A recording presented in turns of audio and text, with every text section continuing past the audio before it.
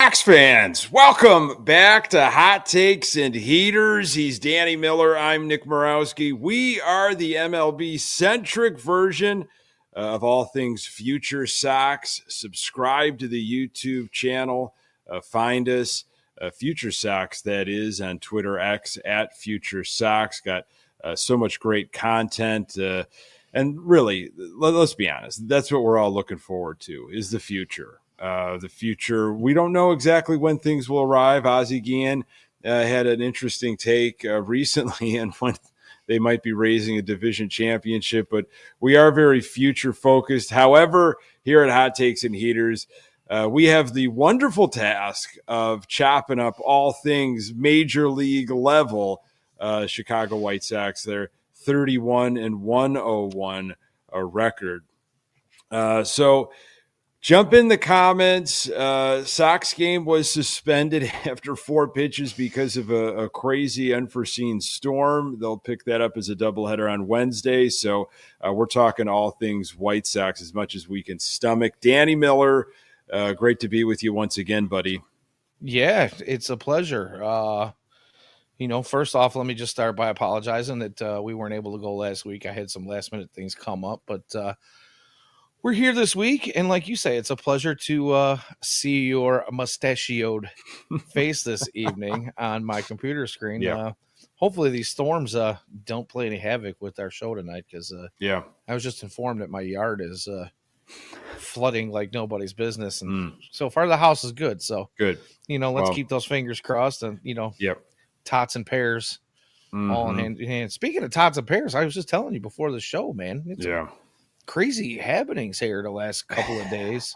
Man, do you want to open up about it, or do you just want to keep that private? No, let's get it out there, man. Okay. I want to talk about it because I'm right.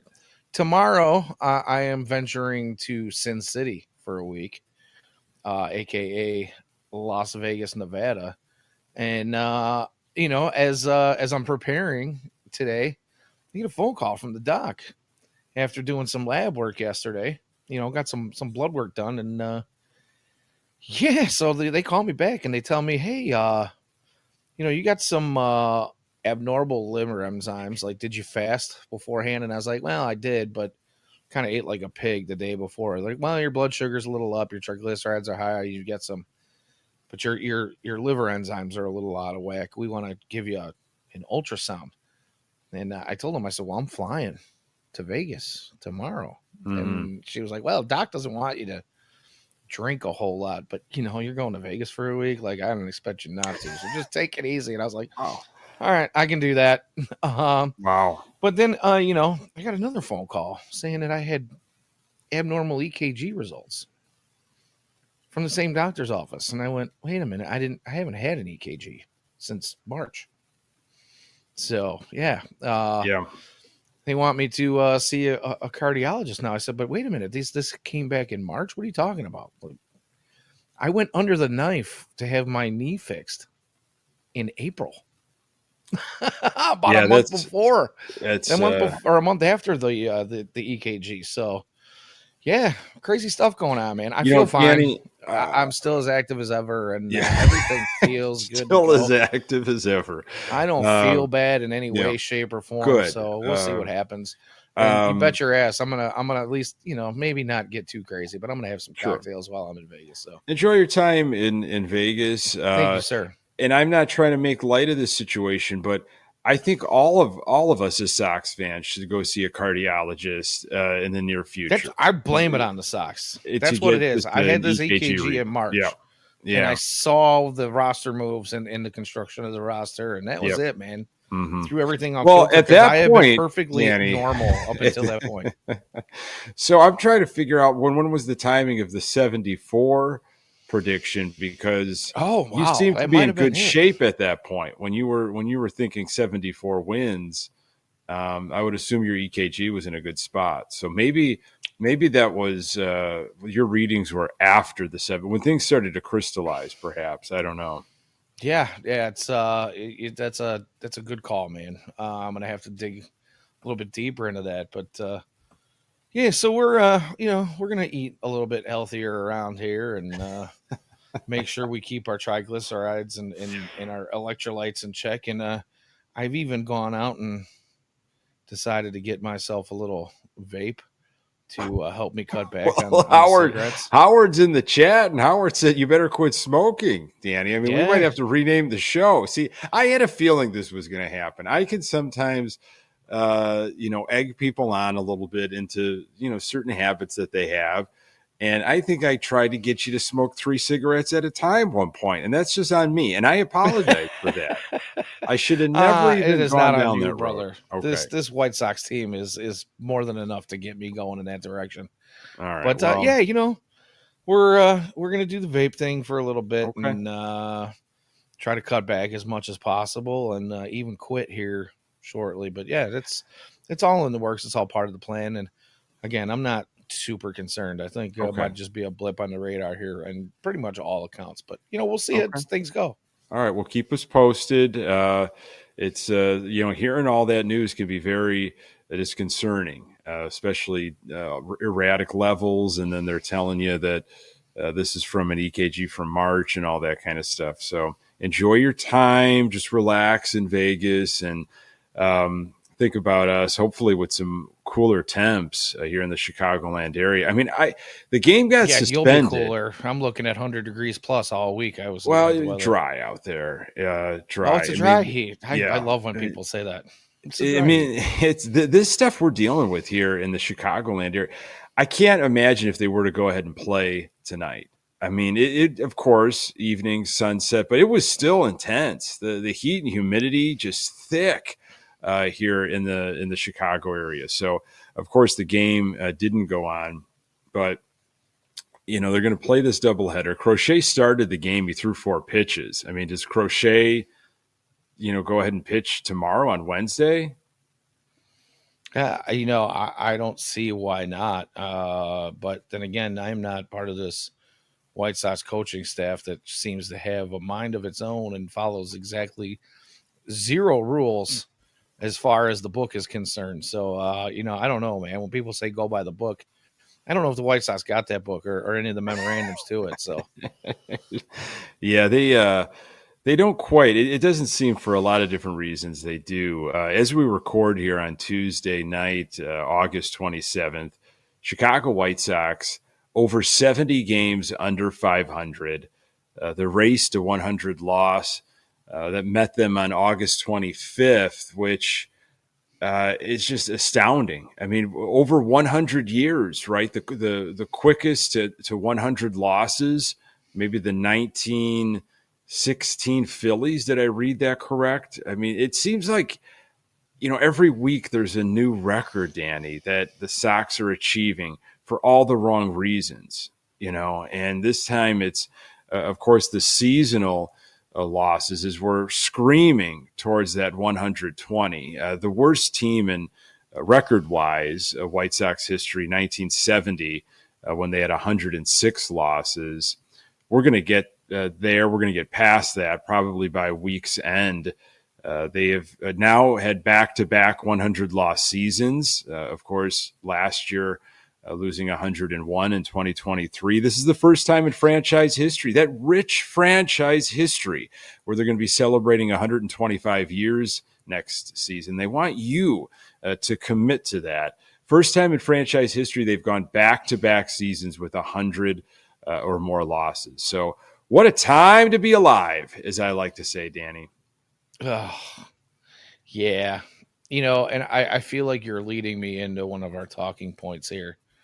And what the White Sox have recently come out with and Yeah. what they're going to do to entice their fans. But I'll let you bring that out. But yeah, man, 100 losses back to back. And, you got to be honest. We have to be honest with ourselves. Like, everybody was like, are they going to be that worst team? Maybe a month and a half ago. They had a couple of wins sprinkled in, and everybody was like, whoa, maybe they eke it out to where they're not the absolute worst record in baseball ever. But yeah, now it's looking like they're gonna blow that out of the water by the time the end of the season comes along. Like, it's not gonna be within a game or two. Like, I don't know, man. It seems like they're gonna go down the toilet quick. But Yeah, man. Yeah, I'm feeling pretty awful about this. yeah. I don't know. Like, there's a laundry list, right, of things WTL. that need to be addressed immediately. There are so many issues, not just roster, but of course you're looking at a brand new manager and what coaches that manager is going to be allowed to bring onto the staff. I absolutely think Chris Getz is, I don't think he was the right the right GM decision way back as we celebrate about the 1 year anniversary that Hahn and Williams were let go. He wasn't the right guy, tasked with so many critical decisions as a first time GM. You know, different assets that have to be moved, and you got to hit on those assets because we're not going to get better through free agency and spending money. Going to lean on a lot of those young arms and anything else we have in the system. So Cease had to, that deal had to go right. Whatever money, whatever allotted money he did have, he had to spend it wisely. And I think the Fetty thing was a smart deal. I don't think we got at all what we needed to get back, but we've kind of gone over that. Moves that he's made, like Senzel, that is now DFA. There's been a couple others, Danny, that real head scratchers. Like, what are you doing, Getz? Who are these people you're bringing in? What is the purpose of bringing these people in and taking away at bats and playing time for serious contenders for the future? Okay, so he gets, I think, man, I'm not very favorable on what his first year has on the job has been like. Wasn't really impressed with the trade deadline and going into the offseason with all of these different things you've got to get lined up. Now you've also got these assets in Crochet and Robert Jr. And are you going to get that right? I mean, those you have to. You can't miss on that, and you have to get a ton back. It's difficult to trust that they will. I know, because if you look at, like you said, you look at the return on the Cease trade, where okay, maybe it's a little too early to judge. That there's some time for that to come around, and we might not see whether or not that trade works out. But so far, it hasn't looked awesome to this point. Especially when you've got Cease going out and throwing a no hitter, and it's just been absolutely on fire. And then you look at the the the Fetty trade, and that hasn't really seemed to kind of make its way through right now. But the only thing we're seeing from the Fetty trade right now is Vargas. Everybody else that was moved in that trade was younger. So again, it's going to be a couple years before we know anything. But none of them feel really great. Like it says in the chat here, Clutch Hattrick says if you take out the signing Fetty, not trading Fetty, but signing him to his original contract, what certified good move has gets made? And the answer to that really is that I don't think we can certify anything. There's room for some of those trades to be good in the future, but we're not anywhere close to finding that out and figuring it out. And so far, they just don't feel great to me.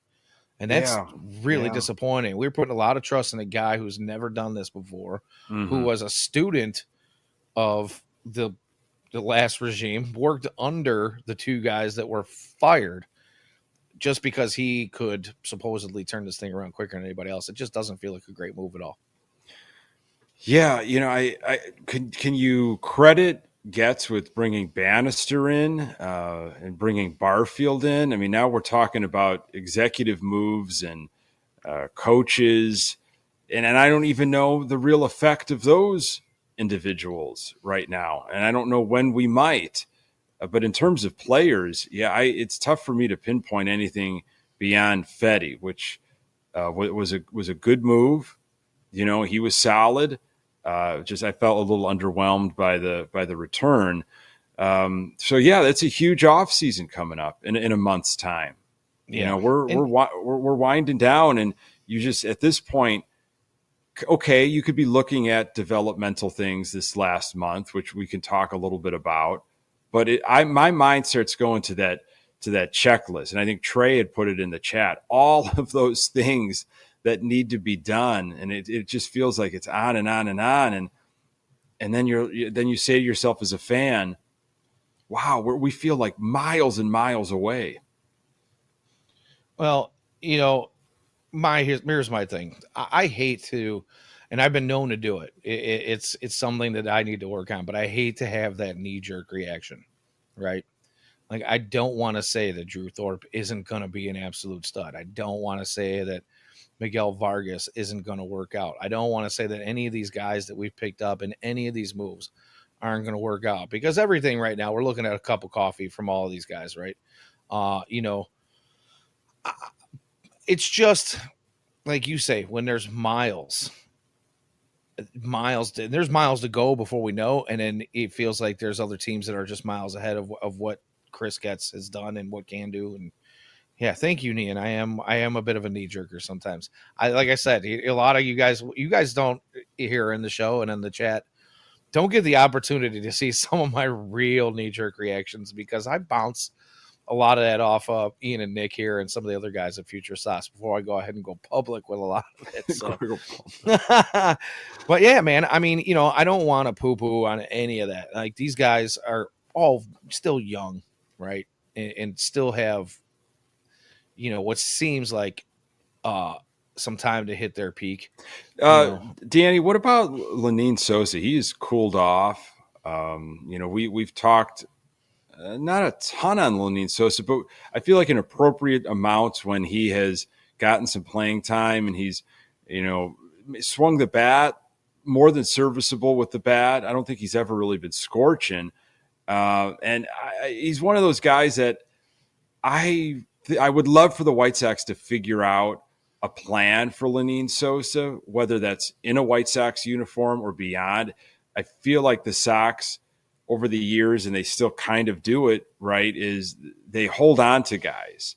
They kind of wallow in I don't know what to do with this person. We're just going to, we're going to play him at different spots. We're going to hold on to him.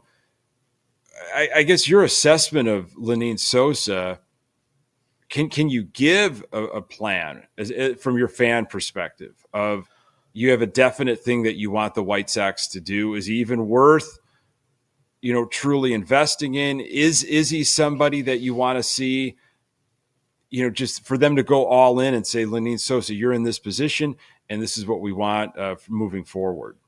I think that's what Lenine Sosa needs. I think Lenine Sosa needs that vote of confidence and say, here it is, battle it out. And you have zero worries about having to, be sent down or, sit on the bench and rot while somebody else plays the position you should be in. The problem is I think it should have been done before the All-Star break this year. It should have just been given to him. It's yours until the end of the season. Go battle. And I feel like now maybe the time is kind of past for him to be able to get that opportunity where they say, just go out and do your thing, because that's how it's always been for him. Every level, it takes him a long time to adjust, but once he does, he manages. But that's with every single day playing time, not this, okay, we gave you 2-3 weeks straight. Now we're going to sit you down for a little bit. Or we're going to send you back, and then we're going to recall you, and then we're going to give you a month, and we're going to send you back. And everybody's like, well, he got a month. He got a lot of playing time. He got a lot of playing time that was broken up, and he's never really gotten the opportunity to get comfortable, because there's always somebody lurking and looming the way the White Sox work. And I just don't know that I don't know that he'll ever get the opportunity. And, it's very possible that I've been wrong on him since they got him. I've been high on him for a very long time. He could very well be a bust. I don't know. Oh, Ian's. Oh my God! See, this is where the show goes off the rails, and I have a hard time. I want to start burning. As Ian's talking about how we need to see Jacob Amaya. Like, why? So we're picking up. Granted, he's a young 24, 25-year-old out of the Dodgers system or whatever. But like, I don't need to see another second baseman or shortstop or whatever he is. We have guys that have higher ceilings than this guy everywhere in the organization. Why are we doing this? And we're sending him right to the 26, man, putting him on the major league roster because you have to at this point, right? There's no moving things around on for a guy when you sign him off of waivers, claiming him off waivers, he's got to immediately go on your 26 man at this point in the season. So why are we doing this? We're literally taking playing time away from guys that we've been waiting to give playing time to. And this is the perfect opportunity during this really, really bad loss season to do that. And now you know what? You're not going to get that opportunity because we're going to pick up this other dude. So I don't know what they're doing, but yeah, I could very well be wrong about Sosa from the very beginning. Yeah, I don't quite know what they're doing either, and that's the troubling part of all this. It's one thing to have a good sense as a fan of what they're doing, not necessarily like, hey, this is guaranteed to work, but as a fan to buy into season tickets, buy into spending money, your time, your investment in this team, not just because you always do it, and you live blocks to the stadium and it's, this is just part of I get that, man. I get it. When it's part of your life and going to games is, you don't think much of it. You're going to do it and invest no matter what.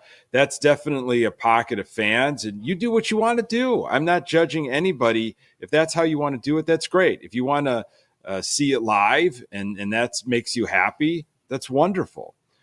But I think the Sox as an organization, they're running out of those types of people. Okay. They need to find new ways to tap in. Where am I going to get these younger fans investing? Where am I going to get these people that are excited about this team moving forward to bring in money? I don't know where that is, and tapping into new fans right now has got to be almost nearly impossible, because about a year ago, you heard from Getz and you heard from Reinsdorf. By the way, where's he been at?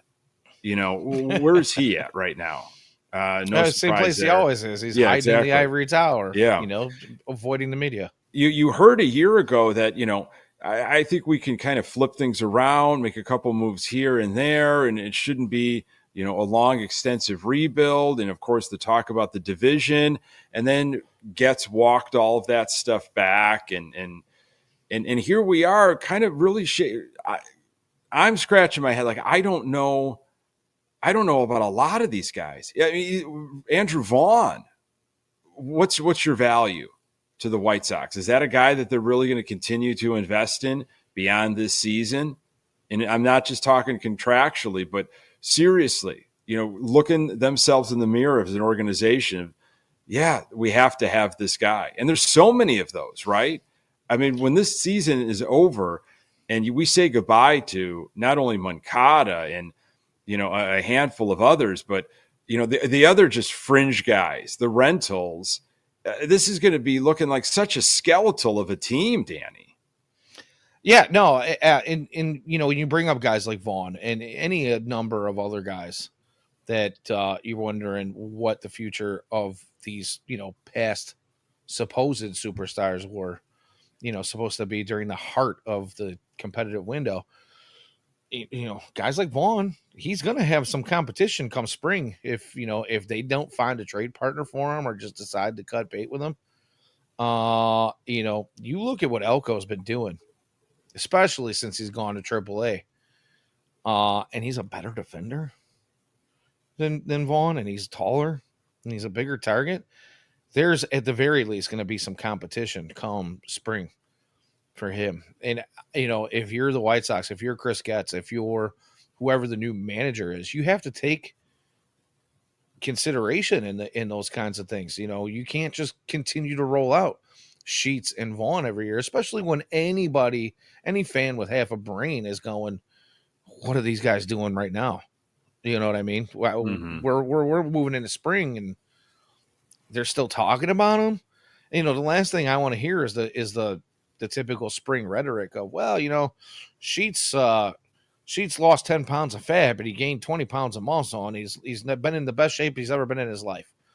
Andrew Vaughn's, wearing wedges and has grown 2 inches, and he's in the best shape. It was like, he's got some lifts on or whatever. No, I absolutely, I don't want to hear another Sheets article about who he's been working with and what type of swing approach he has.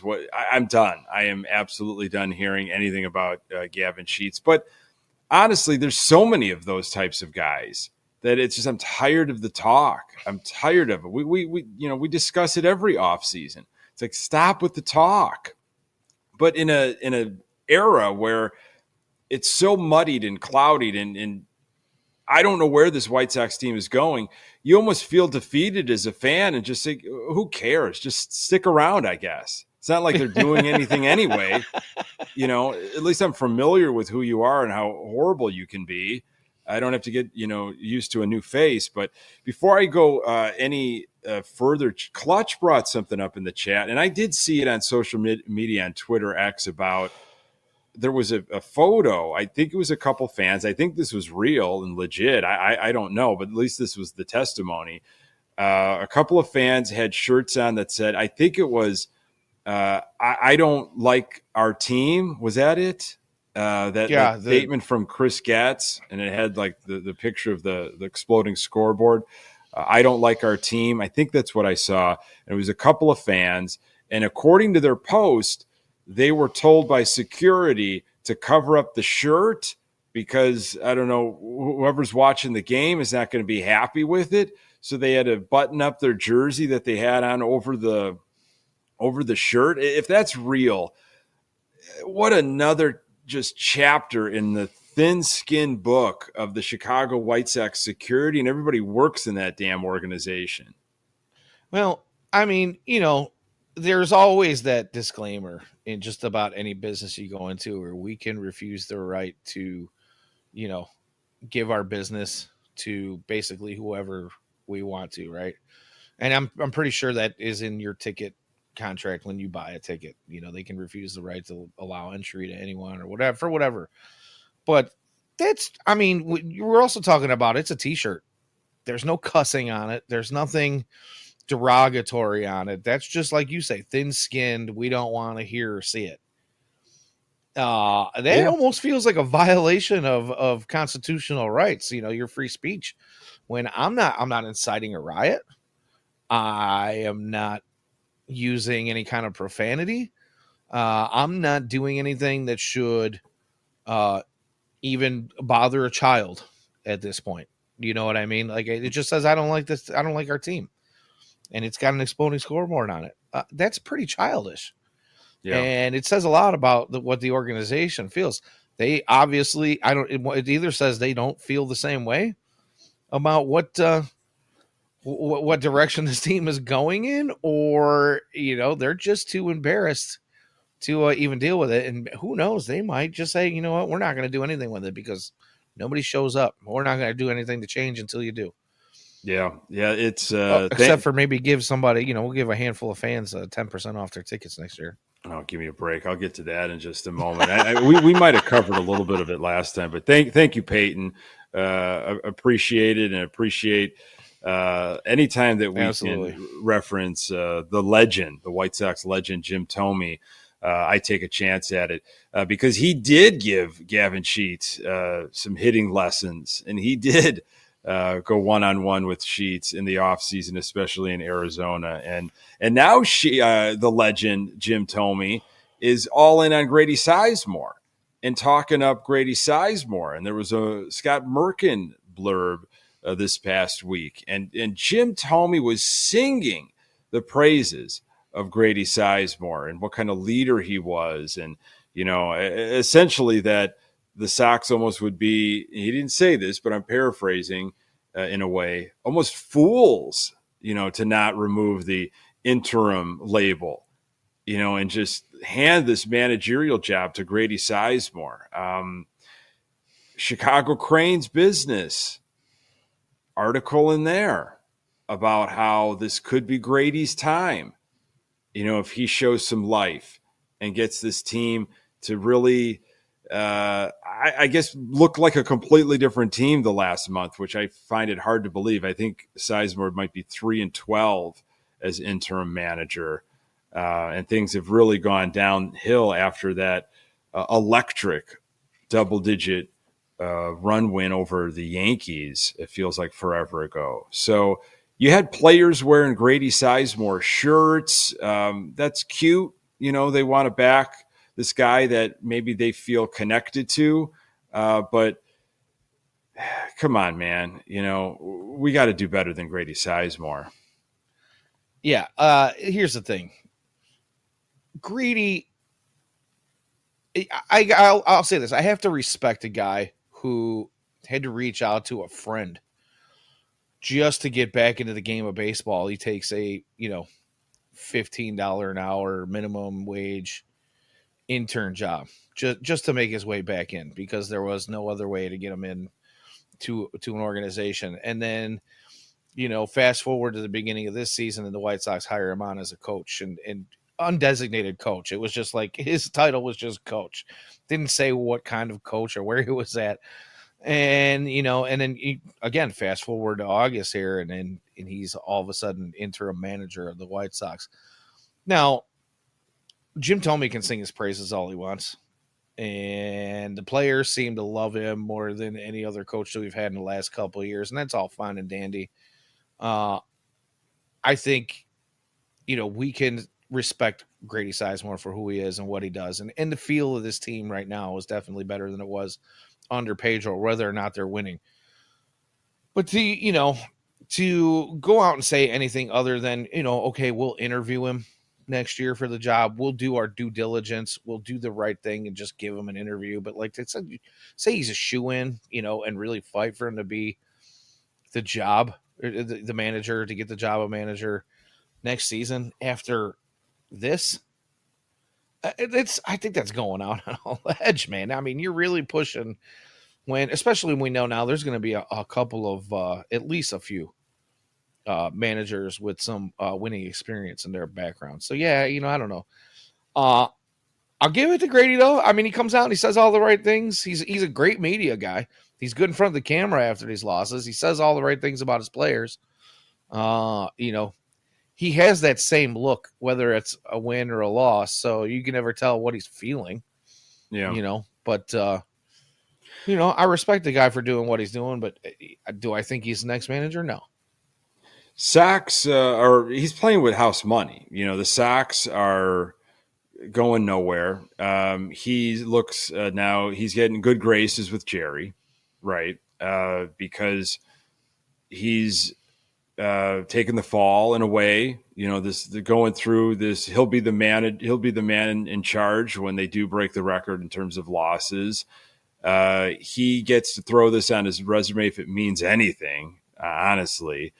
And again, if you get in good with Jerry, you've got, kind of a gig for life. And so if they love Grady and he's made a connection with these players, a quarter of these players, maybe a half of these players, probably more are going to be gone, so whatever kind of connection you make with them, they're going to be out the door. But, Matthew asked, and I kept it up in the chat here, because we revisit this quite a bit. Do you think Sox Fest gets canceled if the 2024 Sox break the all-time loss record this year? And I feel like it's such with the way how thin-skinned this organization is, I sadly wouldn't be surprised if they just say, you know what, we're not going to do it. If it isn't, I think it ought to be, because, I mean, when we talk about pitchforks and torches in years past, like, people might actually show up with pitchforks and torches. Well, okay, so not metaphorically, they might really show up with pitchforks and torches to this thing if there's no moves made here. But Danny, devil's advocate, it's the 20th anniversary of the 05 team. Is that, who cares? Could that mask the stench of what just happened? Do you think people will forget a little bit during the offseason? I had this conversation with Pat on Good Guys Talk Back recently, at least a version of it, that if the Bears catch fire, the Chicago Bears are everything that we were hoping and think that they could be, and Caleb Williams is the guy. And here we go. Again, do it. Against doctor's orders. Danny firing up a heater here. If the Bears, get everyone to forget about what summer baseball was, about the White Sox, and here's Sox Fest in late January. football playoffs. I'm trying to create some sort of narrative here where maybe Sox fans are like, I was so angry. I was absolutely livid for a while there. I've cooled off. Bears are doing well. My focus is on that. I'm just here for the '05, anniversary. Do you think that there's a way that, I don't know, you'd have less of the pitchfork at that point in late January? You know what? I can't speak for the rest of the fan base, but for me, no, Okay. absolutely not. And I got to think about it from a perspective of like we talked about earlier in the show, when you're talking about bringing in, a younger, new fan base, you've got to replenish the fan base that it's just been beaten to death with this horrible White Sox team for so long. And we see it when you see so many season ticket holders giving up their seats over the last couple of seasons, and the White Sox basically begging for people to come back. They've got all their ticket reps reaching out constantly. Hey, we got a deal here and a deal there, and we're finding new giveaways throughout the season just to get butts in the stands. And I just don't think that. How do you sell this team to the younger fans that are coming up? Like, who are Because your anybody's players? Who are your superstars that you're attaching to as a young fan? Where's your right hope as a now, young anybody fan? that's younger than like 13 or 14 years old probably doesn't even remember the 2005 White Sox. And if They're 15 or 16 years old. if you are looking to, if you're trying as a parent and you want to get your kids into the Chicago White Sox, and it's not organic, it's not natural, because maybe there isn't a long history in terms of fandom, and it's a pretty expensive ticket. It's a whole day, concessions, parking, everything, and you've got more exciting options going on. I'm sorry, it's going to take a further back seat than it already is. Why am I going to try to get my kids into this? It's a miserable team, poorly run organization. I feel like it's for the people that are so ingrained, like you and I, and so many fine folks that, tune in weekly. They're diehards all over the place, and for whatever reason they are a diehard or why they are a diehard, that's their business. But we are there. But I often find that to be multi-generational, Right. usually, or there's a great story of when they were young and they grew up a Sox fan, a certain player or whatever. Right now, this time period we're in, and that's where Sox Fest is so great, because you can put the team on display and hype up the team, as spring is coming. You've got obviously the Cactus League play, and then then you've got the season unfolding, and we're all in January in Chicago. Like, I can't wait for baseball. It's a great time to advertise your product, get your product out there. But I really think if there is still a Sox Fest, it's simply going to be celebrating something of the past, 20 years of the past. Yeah, absolutely. And like you say, for folks like you and I mean, sure, it would be great to go to a fest after not having one for the last few years and see those guys and reminisce about, I don't think anybody that was old enough to remember it doesn't remember exactly where they were when the White Sox swept in the World Series, and had one of the best playoff postseasons in the history of the game. And that's all fine and dandy, but the other part of it is what does it do for me? I see some of these guys, they're out doing card and book signings and stuff. They're doing meet and greets at a Benny's, Yeah. every Yeah. other month. You know what I mean? Yeah. Like, so what is Sox Fest doing for me? AJ's on a podcast with, Mhm. 3 or 4 other major leaguers on any given time at any given time. And he's speaking his mind. And, I don't know. It's a cool thought. It's a nice way to remember when times were better, but does it really move the needle? For me, it not for me as a Sox fan, it doesn't. Like, it's cool, but yeah, I mean, I'm at the point like I've been, for the last few years. They have to show me something, because Sox Fest is one weekend. We've got a whole, basically 9 months of baseball between spring training, Cactus League, and then the regular season, where I need to see more. I need to have more than just one weekend of excitement. You know what I mean? I absolutely do. And I'm trying to think where that excitement is going to come from. Where is that hope going to come from besides, some of the individuals that already discussed, whether it's your Hagen Smith or whether it's your Schultz, or, Montgomery, if you want to put him in there, Or like guys that Trey said in the chat a little while ago. Thank you, by the way, Trey, for the tip that yeah. he expects Benintendi to be fully healthy by Oh, February sure. of next year. Yeah, absolutely. Just rested, ready to go. You've got guys that you might not see in 2025. Again, it's very similar to 2017, 2018. Thanks for checking in, referee, by the way. When it was, Have a good night. hey, we just don't have a lot at the major league level. However, just don't pay attention to this, what's going on at 35th and Shields. Look further past, invest in this team because, of what's coming up the pipeline. I don't know if there's enough there to really get me going. I mean, I still am waiting for bats. I mean, where is the offense coming from? We could have lights out pitching.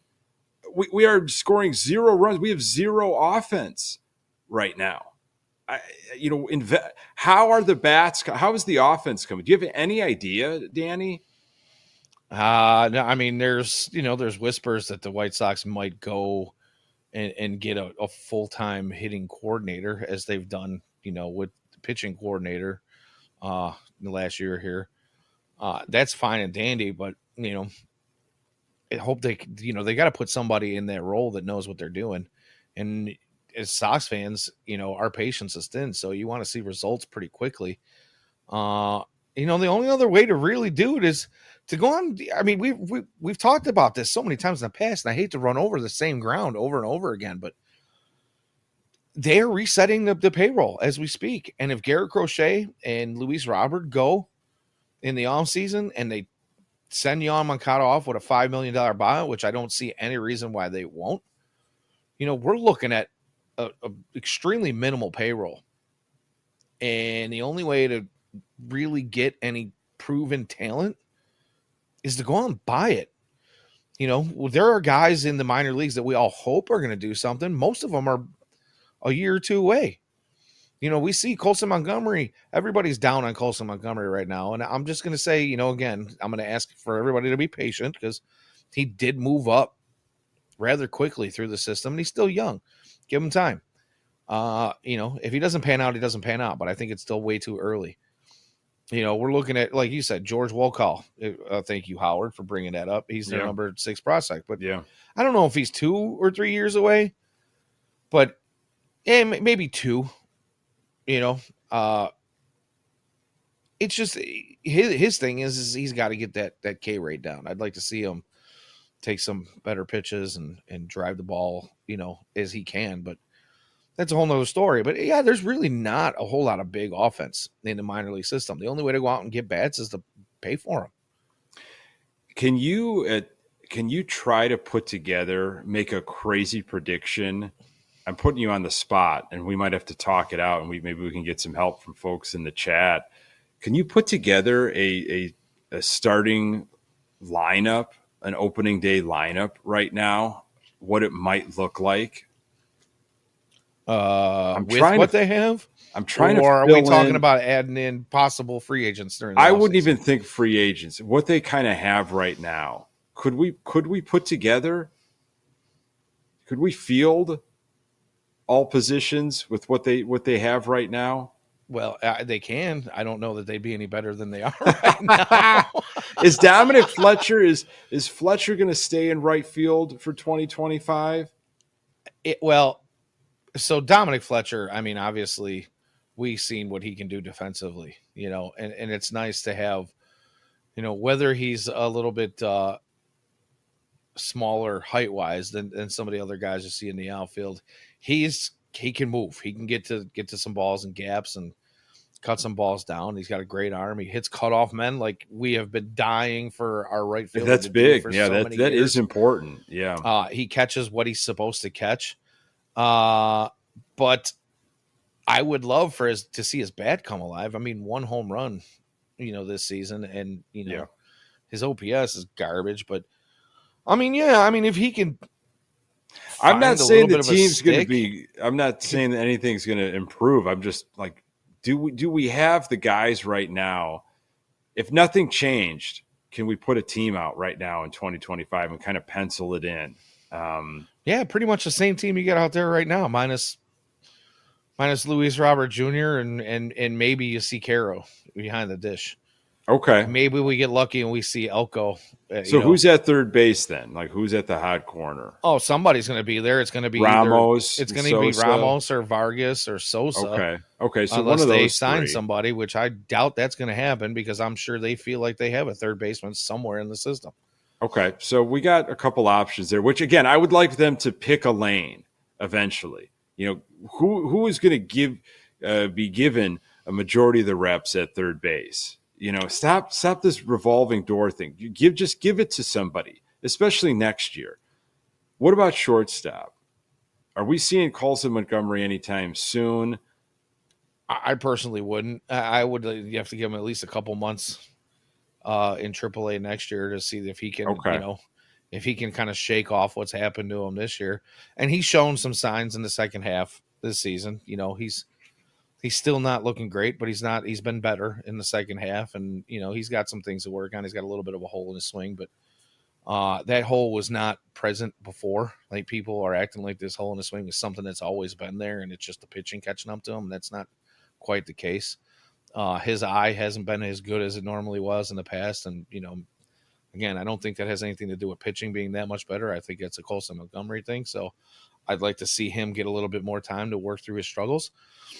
Okay, so don't pencil Colson Montgomery in. Not to start the season, as you're anyway. Starting 2025 shortstop. No, not to start the season. I would venture to guess you're going to see a combination of what we're seeing right now. Unless there are signings made in the off season, we're going to see a combination of what we're seeing right now. You're going to see Vargas, Sosa, Baldwin, those guys. Lopez? I think Lopez maybe is still even around for Jacob one more Amaya. year. Yeah. Okay. Yeah, Nicky Lopez, I think Okay. I think he's got one more. Is it an option year or was it a 2-year contract? I think it's one more year. All right. So first base, we've touched a little bit on Vaughn, but you know what? In my gut, I'm just going to go with my gut. I think they stick with Vaughn. I think they're just going to stay with Vaughn. You know what? Chances are they do, just because he's a number 4 overall draft pick, or what was it, 3? I don't even remember anymore. 4, right? Because Nicky Two Strikes was the number 3 overall the year before or the year after. Anywho, I see people asking about who's. I believe it was Howard asked in the in the chat, who's the closer. And I would have to venture to guess, like Ian says, there's a handful of guys. I wouldn't mind seeing Addison Coffey get a shot at it. One of our minor leaguers. There's a handful of minor league pitching that's pretty intriguing, whether it be starter or out of the bullpen. So yeah, I mean, there's on the pitching side of the ball, I think they're pretty good. It's where's the offense going to come from? Got some arms. The bullpen, boy, we knew the bullpen was going to be absolutely awful heading into this season, and it's lived up to that. Probably going to be problematic once again in 2025. You're going to see little moves made by Getz. Nothing's going to shock anybody. They're going to be little fillers here and there, maybe guys that potentially could be flipped once again at the deadline. Screw that. I think I better go all in on Soto right now. I'm sorry. Listen, we had the opportunity in 2018 when they reset the payroll then. Yeah. They reset the payroll and we were ready to roll. We were supposed to be rolling into our competitive window. And they went out and they pulled that garbage with Manny Machado. Supposedly didn't even offer anything to Bryce Harper when you had the opportunity to. And now looking back at what Bryce Harper got and the mega deals that have happened since then, Bryce Harper looks like a steal at this point. Yeah. Yeah. And that's always the crippling thing for a Sox fan is, the limitations. You sadly know the limitation. It's not this fantasy of every off season. Look at the top of the free agents and look at how we can get better and look what we're going to do. no, like take your finger when it comes to that list and go all the way down to the bottom third. And even then might be a little too high. It's dejecting. It really is. You're going to see fillers, but if you think they were actually going to make a splash, they wouldn't be giving season ticket holders 10% off and advertising that they're slashing that in terms of finances because of what I think Boyer went on to talk about, how it's been rough the last couple of years and essentially it's going to continue to be rough. So we're going to give you 10% off for your loyalty, or I'm assuming if you're actually looking to get into season tickets, which I am surprised about that. But to each their own. If you want to, if you love it live, and if that's your thing, absolutely. I just think that's a really tough ask. I think the reason that. they're doing this whole, discounted tickets next year and rolling back the clock on some of the prices is they realize how many. I mean, it sounds like the amount of season ticket holders that have walked away the last 2 seasons has been significant, right? And then you look at the stands here the last few weeks. You look at any day game over the last 2 months, and unless it's a giveaway, the stands are looking pretty ugly. Your weekend games are your weekend games here in Chicago. They've always kind of attracted, even when the team is bad. But now we're getting into September where tickets are going to start going for like $2-3. And you can walk up to the gate and they don't have the whole 500 level thing anymore where you buy a 500 level ticket and you got to stay up there. I think them rolling back tickets could be a shot at just maybe getting folks back. It's not even about we're not going to do anything. I don't know if it signals they're not going to do anything. I think they know that most of us they're assuming they're not going to do anything. I mean, you'd have to be a blind man and deaf man to not hear the fan base screaming that they feel like it's the same old around here. It's, meet the new boss, same as the old boss. Nothing's going to change until Jerry's gone or until the team is sold. And, I don't think that the front office is not getting that message. They're definitely getting that message. So how do you bring back any kind of money? You offer a little bit of a discount. If you can get a handful more season ticket holders on a discount like that, then you can kind of wipe out some of these $3 tickets at the end of the season. You know what I mean? Yeah, I want to know who's taking that bait, who's jumping in, especially with season ticket holders, from what I understand, and you might get an extension, and I'm sure they'll let you. I've had those conversations with my rep over the years before I made my decision after last year. But it sounded like at the end of September, you needed to re-up. They needed an answer from you, which I just think is absolutely unfair. You should have all the right in the world. The amount of money that you invest for season tickets, you should know the direction of the team. You should be able to have a sense of, the manager, the coaches, get a little bit of an idea of maybe what the offseason could look like. Now, I know that's not how it works in the business world when they need to cover themselves and, figure out, what they're needing to do to fill in the gap, so to speak, in terms of tickets sold and all that kind of stuff. It just can't happen with the snap of your fingers in spring training if you let people wait that long. But, I didn't when I got my season ticket package way back in 2017, it was early February. It might have been the day after the Super Bowl that I went over to the stadium to sign all the paperwork and finalize things. And so again, at that time, people kind of gave up on the Sox. There was a little bit of excitement because of Renteria coming in with, just kind of there's some new energy with after the sale, trade and everything. So and they signed Manny Machado's brother-in-law. It was John Jay and Yonder Alonso. Yeah, it was a huge offseason. So, you could wait. You could let season ticket holders wait. You should get until maybe November or something. And I'm not saying that the Sox are going to do anything, but get a better sense of, of what kind of maybe front office at least or executives they're bringing in. I mean, give me a better sense of direction in anything. Like, and obviously right now, this is all just speculation on our part. And the team obviously doesn't give us much to talk about other than some of the dumb quotes that still seem to come from, the front office and the dumb moves and the head scratchers. But, I don't want to say that we don't have anything to talk about. Obviously we do, but we just, you were talking about not having a direction for so long now. And every time it seems like they do pick a direction, and we're like, oh, hey, at least I see something, like the beginning of this year.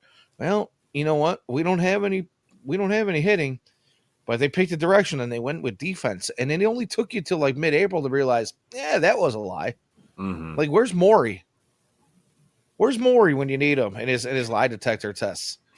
The lie detector determined. Well, the thing about that, Danny, was, okay, if that's the direction you want to go, kind of winning on the margins and kind of a scrappy type of team, and we're going to do things the right way, and we're not going to beat ourselves, and kind of grinders, back to those old grinder rules. And of course, the TWTW that we like to joke about. If you're going to play that, and that's how you think your team is going to be assembled, well, then you have to be the best version of that. You can't miss. You can't make errors because you don't have the sluggers. You don't have the superstar talent. So whatever you're doing, you have to be the very best version of that to get anything out of it. To almost, I'm not saying you're going to equal, premium sluggers in a monster offense, but if you're playing the brand of baseball that you think you could play at its best ability, I think you're absolutely going to have a better season than what they have right now. It's just too many things were going wrong right from the. I mean, they were 3-22 to kick things off. Yeah, pretty gross indeed. And it was like almost instantaneous. You just saw what we could, expect for the rest of the season. And I mean, I held my breath, just hoping that things would work itself out, right? I was the guy who came out and said 74 at the beginning of the season. 70. I don't even know if we're going to get to half of that. Yeah. I really don't. Yeah, that's, so is there any part of you that, do you want to see the Sox blow past 120 losses? At this point, I don't care. Yeah. I don't think it really matters. Yeah. I and we kind of ran over this a little bit a few weeks ago, and I thought that might change over time, but no, I don't think it really matters. It's like I look at it the same way as I look at it like a 1-run loss or a 10-run loss. Sure, the 1-run loss might have been more exciting, but it was still a loss. I feel like that kind of feeds into the Jerry Reinsdorf philosophy of whatever that conference he was, and where he said, if you keep your fans interested in meaningful games at the end of the season, that's really what they want to see. Meaningful games at the end of the season. Well, what does that mean for a season like this? Because we are definitely not in meaningful games. Like, we can't even play spoiler to anybody right now. You know what I mean? Yeah, that's true. Well, I mean, we can, but that means you got to win a couple. Yeah. I mean to really go on they're going to win it all. No, I mean, I think there was a part, I mentioned it, a couple days ago with Pat, but I think there was a part of me that said, well, maybe this is really going to dig into Jerry. And, this is on his, White Sox professional resume of he was the owner when the team had the worst record of all time. Yeah, really allowed all of this to happen. Right. And now I don't think it really matters. I honestly, in my mind, he doesn't care, despite what everybody will tell you. And Pedro was the king of that, blowing smoke and how much Jerry cares about the fans and winning and all of this kind of stuff. And But the fact that the Sox now, this 2024 team, they've lost over 100 games and it's going to continue to go. And I do think they're going to get past 120, but I've kind of been apathetic about that, much like I have with a lot of other things with this team. They've collected back-to-back 100-loss seasons, okay? And that's just in the first time in the history of the 125 history. So that in itself is nasty. Has there been any other team to ever do that? That's a good question. Has there ever been a single team that's, and I'm going to have to do some digging after the show, or if anybody's in the chat and has got a, Baltimore got a wild hair. Baltimore has there had been any other team that's got 2 back-to-back 100-loss seasons? There has to have been. It seems like there has to have been. Yeah. I feel it's got to be far and few between, right? Yeah, there have been some teams that just had a couple really rough patches, but and for the White Sox, it just never happened, which just tells you how monumental this really is. So we're not going to forget about this era anytime soon. If you're a cardiologist and you're in the chat, just go ahead and check out now. That could be a perfect way to end it. That could be a perfect way to end it, Danny. Put a button on things and go right back to the cardiologist as Danny fires up another cigarette. We're over an hour here, and this is always fascinating to me. How we can chop up this team, and it's a lot of it's venting, and it's a lot of it's therapeutic, and some great people in the chat tonight. It's always. I love the comments. I love the Tuesday night chats. But, do I feel any better?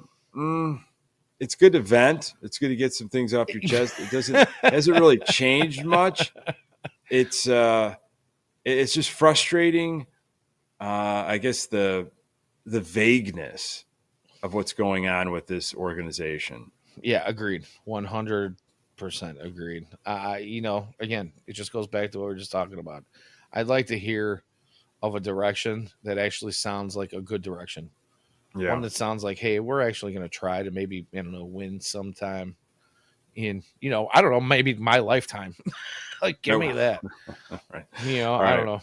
Well, Danny, you have a good time in Vegas. Enjoy yourself, but come back safe. I want to thank everybody for jumping in, for your comments, for your support. You can find this podcast absolutely everywhere. Subscribe to the FutureSox YouTube channel. Find FutureSox on Twitter X at FutureSox. There's so much great content. Danny Miller is at Danny Miller FS. I am Nick Murawski at Nick_GGTB. Appreciate the conversation, Danny. Folks, appreciate you joining us in the chat. And until next time, I should say, as always, go Sox.